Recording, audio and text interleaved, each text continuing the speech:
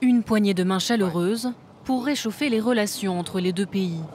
Recep Tayyip Erdogan a rencontré son homologue grec ce jeudi, une visite historique. Aucun chef d'État turc ne s'était rendu en Grèce depuis 65 ans.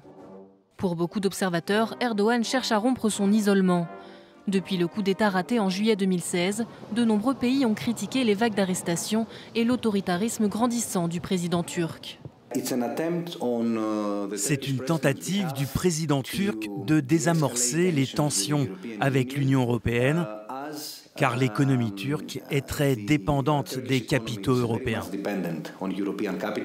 L'Allemagne, l'Italie et la Grèce sont en effet les premiers partenaires économiques de la Turquie. Mais si les relations gréco-turques, après des décennies de tensions, sont aujourd'hui apaisées, de nombreux dossiers restent problématiques. À commencer par le découpage territorial en mer Égée. La veille de son déplacement, Erdogan a annoncé qu'il souhaitait réviser le traité de Lausanne de 1923 qui définit les frontières turques. Mais le président grec a d'ores et déjà annoncé qu'il refuserait toute modification du traité. Erdogan entend aussi aborder la question des demandeurs d'asile turcs en Grèce.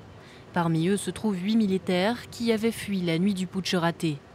Le président turc exige leur extradition, mais le gouvernement d'Alexis Tsipras reste silencieux. Autre point de friction, le sort de la communauté musulmane dans le nord de la Grèce. La semaine dernière, le gouvernement grec faisait adopter un projet de loi qui rend l'application de la charia facultative et non plus obligatoire pour les 150 000 musulmans turcophones de Grèce. Une manière de desserrer l'emprise d'Ankara sur cette minorité. Officiellement, ce sujet ne sera pas abordé dans les discussions. Pourtant, Erdogan passera la journée de demain en Thrace occidentale, où vit cette communauté.